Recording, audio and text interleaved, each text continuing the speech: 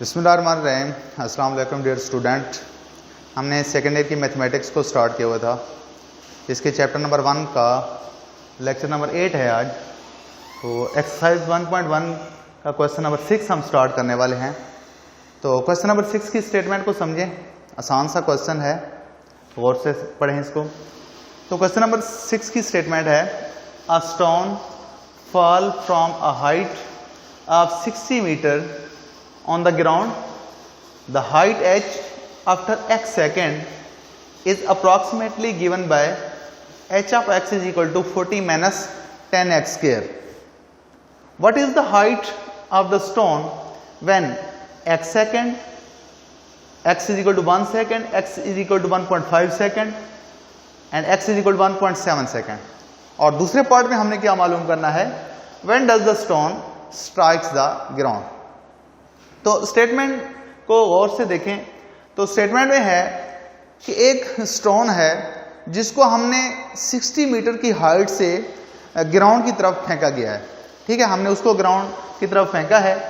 तो वो हमें पूछना चाहता है कि ये मैंने यहाँ पे डायग्राम शो किया है कि ये स्टोन है, इसको ज़मीन की तरफ फेंका गया है और कितनी हाइट पे, यानी शुरू में जब आपके पास वो स्टोन था तो कितनी हाइट पे था, ग्राउंड से स्टोन की जो हाइट है वो कितनी है, 60 मीटर है। अब हमने बताना है कि जब आप यहां से 60 मीटर की हाइट से स्टोन को ग्राउंड की तरफ फेंकते हैं तो x is equal to 1 second, यानी 1 सेकेंड के बाद उस स्टोन की हाइट कितनी होगी। मतलब जब आप नीचे फेंकते हैं तो वो इधर फेंकते हैं ग्राउंड की तरफ तो वो नीचे की तरफ आएगा ना।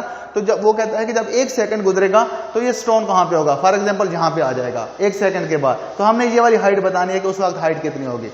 फिर वो कहता है कि 1.5 सेकंड जब गुजर जाता है तो उस वक्त स्टोन की ग्राउंड से हाइट कितनी होगी। तो लेट्स सपोज वो उस वक्त जो स्टोन है हमारा वो यहाँ पे पहुंच चुका होता है, तो ये वाली हमने हाइट बतानी है। इसी तरह 1.7 second, after 1.7 second what is the height of the stone from ground. ठीक है, तो ये हमने हाइट मालूम करनी है। तो अगर आप गौर करें तो h of x is equal to 40 minus 10x square means h is a function of x, height is a function of second, यानी टाइम पे डिपेंड कर रहा है ये हाइट। जितना टाइम गुजरता जाएगा हाइट क्या होती जाएगी, कम होती जाएगी। ठीक है, तो उसकी जो टोटल हाइट है वो 60 मीटर है। हमने उसकी हाइट बतानी है 1 सेकेंड के बाद, उसके बाद 1.5 सेकेंड के बाद और फिर 1.7, 1 second, after 1 second, after 1.5 second and last after 1.7 second. तो इनमें से मैं दो पार्ट अब जहां पे करने लगा हूं कि जो स्टोन की हाइट है ग्राउंड से after 1 second and after 1.7 second. तो सिंपली आपने क्या करना है, जो फंक्शन आपका डिफाइन किया गया है h of x is equal to 40 minus 10x square, तो आप x की जगह 1 पुट करेंगे तो जो वैल्यू आपको मिलेगी, जो हाइट मिलेगी वो होगी हाइट स्टोन की from ground 1 second after 1 second. ठीक है, इसी तरह जब हमने 1.7 सेकेंड के बाद उसकी हाइट बतानी है तो आप x में, यानी यहाँ जाके x की जगह 1.7 रखेंगे तो जो हाइट मिलेगी वो आपकी हाइट होगी स्टोन की ग्राउंड से इतने सेकंड के बाद। तो सॉल्यूशन स्टार्ट करते हैं।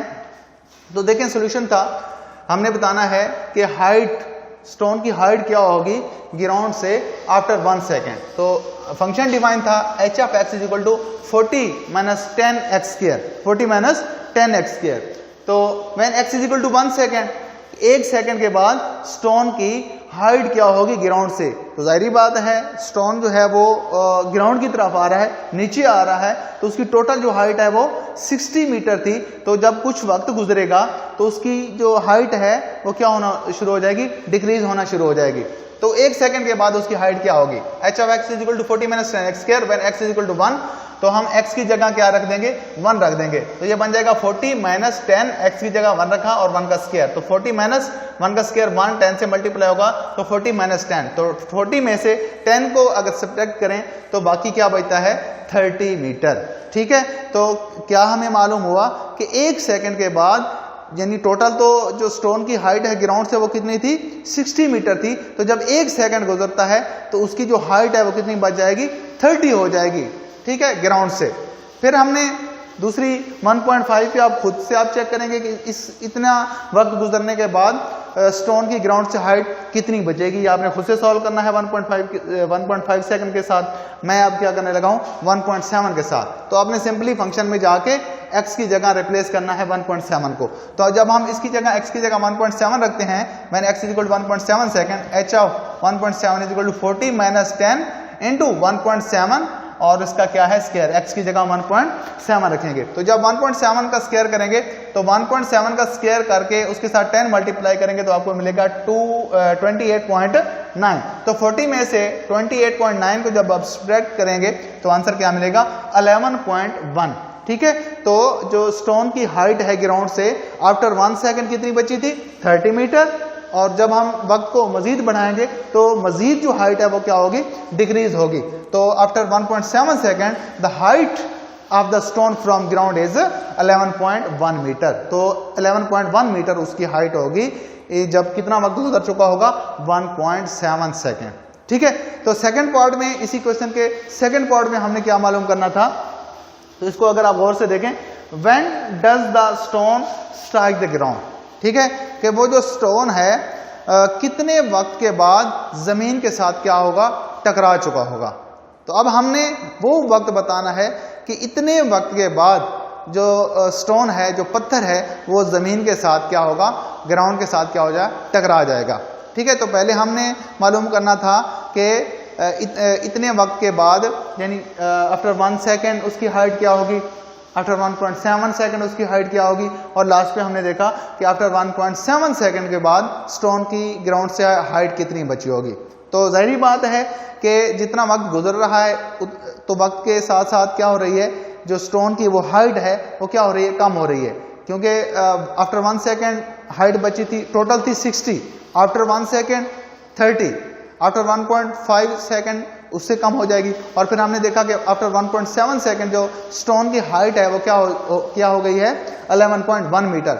मीन्स कि अगर हम इसी तरह वक्त को बढ़ाते हैं तो एक वक्त ऐसा आएगा, एक टाइम ऐसा आएगा कि वो जो स्टोन है वो ग्राउंड के साथ क्या कर चुका होगा टकरा चुका होगा। हाइट को हम ऐसे डिनोट कर रहे हैं और टाइम को हम एक्स से डिनोट कर रहे हैं। तो हमने अब इसमें पहला जो पार्ट था उसमें तीनों जगह हमने एच मालूम करना था, हाइट। ठीक है, अब सेकंड पार्ट में when does the stone strike the ground, हमने वक्त बताना है कि इतने वक्त के बाद जो स्टोन है वो ग्राउंड के साथ टकरा चुका है। तो हमने टाइम बताना है, तो टाइम इसका मतलब कि हमने एक्स की वैल्यू फाइंड आउट करनी है।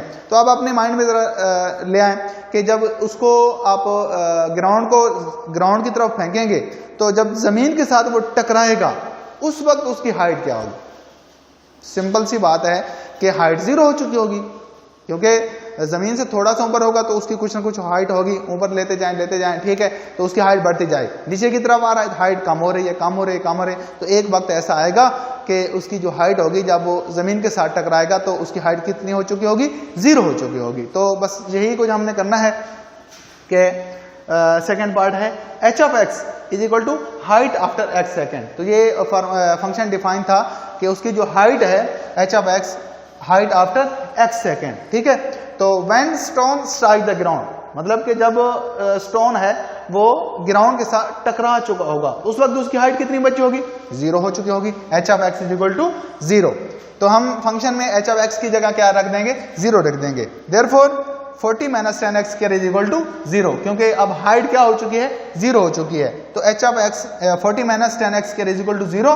तो इसको आप सिंप्लीफाई करें तो 10 एक्स स्क्वायर को दूसरी साइड पे ले जाएंगे तो प्लस का हो जाएगा, क्योंकि यहाँ पे पहले माइनस का है। तो 40 is equal to 10 X square. तो ये 10 इसके साथ मल्टीप्लाई हो रहा है, इसका इनवर्स हम यूज करेंगे तो ये क्या बन जाएगा, 4 हो जाएगा। यानी दोनों तरफ हमको 10 को क्या कर देंगे, डिवाइड कर देंगे। तो X square is equal to 4 आ जाएगा। तो एक्स इसका जब स्क्वायर खत्म करेंगे तो दोनों तरफ क्या करेंगे, taking square on both side, square root of X square और 4 का भी स्क्वायर। तो आंसर क्या आएगा, x is equal two plus minus 2।